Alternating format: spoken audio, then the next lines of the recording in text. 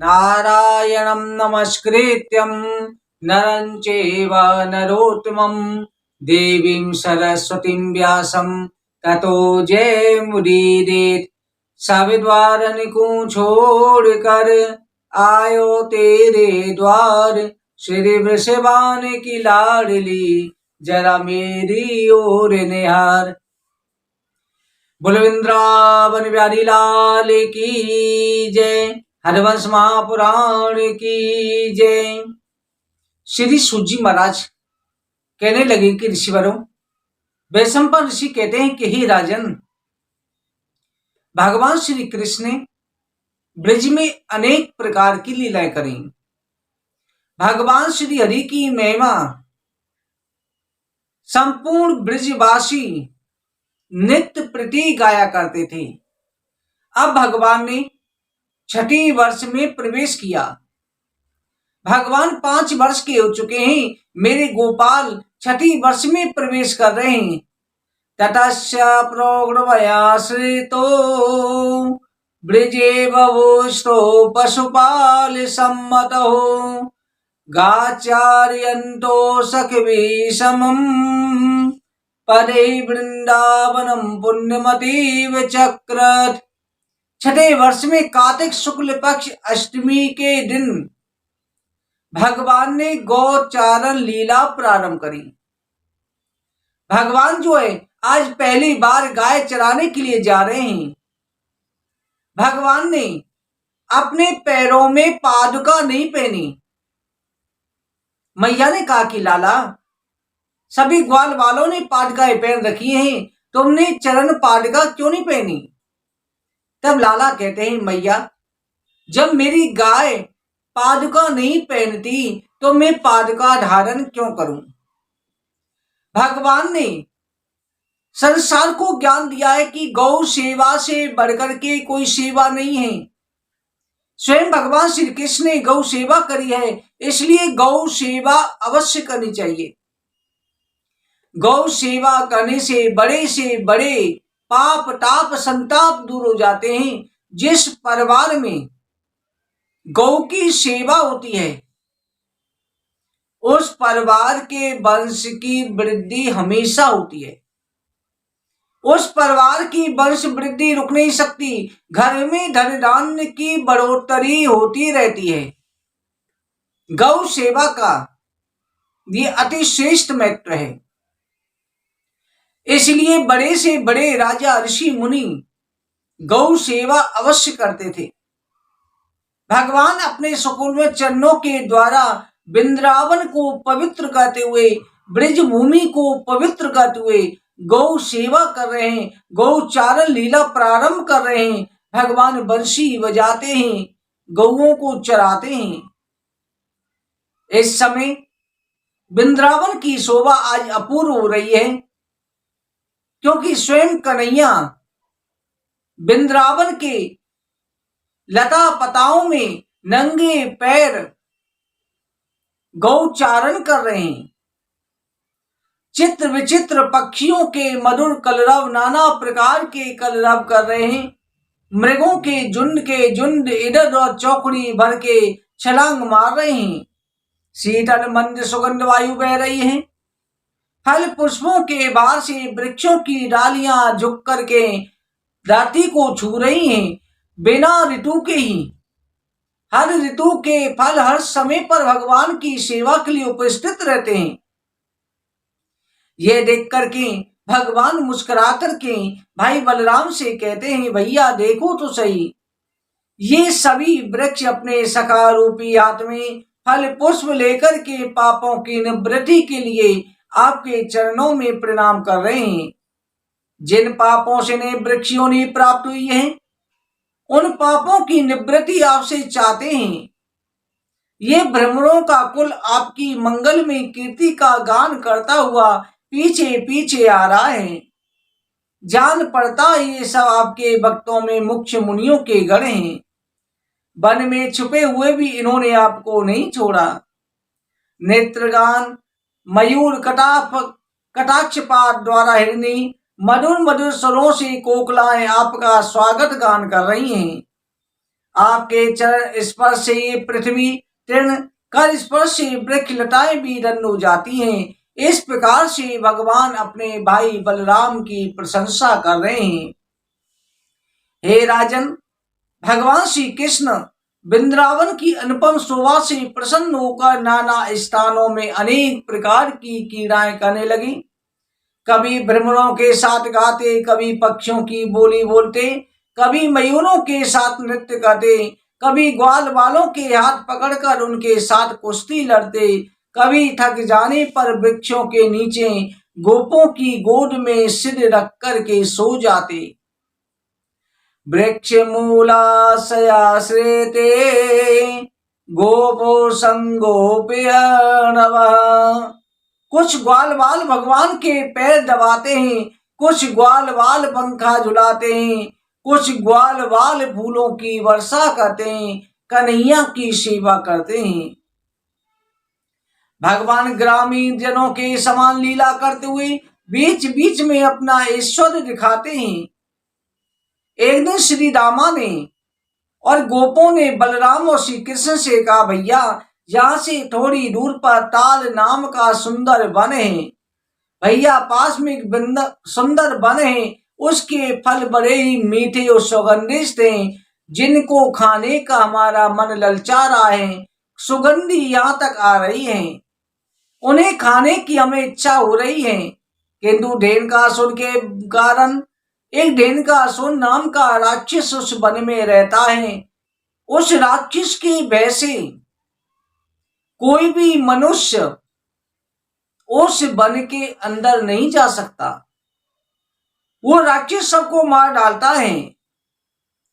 ढेनकासुर के भय से कोई भी नहीं जाता है। भैया अगर आपकी राय हो, हम सब मिलकर के उस वन के फल चुरा कर के खाएं। ऐसा कौन सा युक्ति हो सकती है जिससे हमें वहां के फल खाने को मिले। कृष्ण और बलराम ग्वाल वालों की बात सुनकर के हंसने लगे। भगवान श्याम सुंदर मुस्कुरा रहे हैं कि अपने भक्तों की सखाओं की इच्छा को अवश्य पूरी करेंगे, इसलिए भक्तों को कहा जाता है भगवान के साथ में आप भाव रखो। भगवान के साथ में कोई भी रिश्ता बना लो। भगवान के साथ में सखा भाव सबसे श्रेष्ठ भाव होता है। सखा का भाव, पुत्र का भाव, भाई का भाव, जिसमें आप अपनी इच्छा भगवान से कह सकते हैं। सखा वही होता है जो एक दूसरे के दुख सुख में सम्मिलित हो। आप भगवान की सेवा करेंगे, मेरे कन्हैया की सेवा करेंगे। मेरा कन्हैया बड़ा ही दयालु है। मेरा कन्हैया आपकी हर दुख सुख का ख्याल रखेगा, हर विपत्ति में आपकी रक्षा करेगा। जैसे अर्जुन के साथ में सखा भाव था, सखा की हर विपत्ति में सहयोग देगा। भगवान मुस्कुराने लगे। भगवान बलराम जी और कृष्ण वहां सभी को लेकर के उस वन में पहुंचे और उस वन में पहुंच करके बलराम जी ने जोर जोर से वृक्षों को हिलाना प्रारंभ कर दिया। जोर जोर से वृक्षों को हिलाया, जिससे मीठे मीठे फल नीचे गिरने लगे। उनके गिरने का शब्द सुनकर के गदरवासुर नाम का राक्षस तेजी से दौड़ करके आया और उस राक्षस ने आते ही अपनी दुलत्ती मार जो है बलराम जी के ऊपर चलाई और मार करके रेंगता हुआ पीछे की तरफ हटा। दोबारा आक्रमण करने के लिए बलराम जी की तरफ दौड़ा। बलराम जी ने उसके दोनों पैर पकड़ लिए और उसे घुमा करके चारों ओर घुमा करके पृथ्वी पर दे मारा, जिससे उसके प्राण निकल गए। निष्प्राण होकर के गिर पड़ा। उसी समय उसके भाई बंधु जो और भी राक्षस रहते थे, सभी गधे के रूप में बलराम जी की तरफ आक्रमण करने के लिए दौड़े। उन सभी ने बलराम जी पर आक्रमण किया। बलराम जी ने, भगवान कृष्ण ने सभी को मार डाला। सभी राक्षसों को मार करके उस वन को स्वतंत्र कर दिया कि आज से कोई भी जाकर के सुंदर स्वादिष्ट फल खा सकते हैं, मधुर मधुर फल इसमें से ग्रहण करो। इस प्रकार से सभी राक्षसों का अंत हो गया। जो उस वन के अंदर थे उन गंधर्वासुर राक्षसों का अंत होने पर देवताओं ने कृष्ण बलराम के ऊपर फूलों की वर्षा करी। सभी गोप ग्वाल बाल सभी ब्रजवासी बालक साथ लौट आए। यशोदा मैया रोहिणी ने दोनों को उतर लगा करके स्नान कराया। खीर पूरी हलवा स्वादिष्ट भोजन आज मैया ने बना रखा है। कृष्ण बलराम को स्वादिष्ट भोजन कराया। दोनों भैया सुखपूर्वक दिव्य सैया पर सो गए। एक दिन भगवान श्री कृष्ण मन में विचार करने लगे कि मुझे कालिय नाग का दमन करना चाहिए। वृंदावन में काली देव पर यमुना जी के अंदर कालिय नाग रहता है। उसने पूरे वन को पूरे जल को विषैला कर लिया है। यहां तक कि उस जल के ऊपर से कोई जीव उड़ता है तो वो भी विष के मारे उसी जल में बेहोश होकर के गिर जाता है, उसके प्राण पखेरु उड़ जाते हैं। एक दिन भगवान श्री कृष्ण बलराम जी को सोता हुआ छोड़ करके स्वयं अकेले चले गए, क्योंकि बलराम जी शेषनाग हैं। आज कालिय नाग का दमन करना था। भगवान चले गए। वहां पर जाकर के भगवान ने देखा, जब गाय चराई सभी ग्वाल वालों ने एक दिन उस विषैले जल को पिया था, और विषैले जल को पीने के कारण सभी ग्वाल बाल अचेत होकर के अचेत अवस्था को प्राप्त होकर के वहीं पर मृत्यु रूप में प्राप्त हो गए थे। भगवान ने अपनी अमृतमयी संजीवनी दृष्टि से सभी ग्वाल बालों को जीवित किया था। आज भगवान सोच रहे हैं कि काली नाग का दमन करना ही पड़ेगा। इस काली नाग के कारण यहाँ का जल ब्रजवासियों के पीने के योग्य नहीं है। और यमुना जी मेरी पटरानी है, सेविका है, ब्रज की रानी है, ब्रज की राधा रानी की सेविका है, प्रिय सखी भी है, कालिंदी भी है, और इनके अंदर इस विषैले नाग का रहना उचित नहीं है। भगवान ने यही विचार करके लीला करने का विचार किया, कालिय नाग का दमन करने का विचार किया। ये काली नाग क्या है? हमारा मन ही काली नाग है। जब भगवान की कथा हमारे हृदय के अंदर प्रवेश करती है, तब भगवान जो है हमारे हृदय के अंदर काम क्रोध मद लोभ मोह अहंकार सभी प्रकार के विकारों का नाश कर देते हैं, उनका दमन करते हैं। काम का दमन होना अति आवश्यक है। जब तक काम का दमन नहीं होगा, अभिमान का दमन नहीं होगा, भगवान की भक्ति प्राप्त नहीं कर सकते, इस संसार के मोह जाल से मुक्त नहीं हो सकते।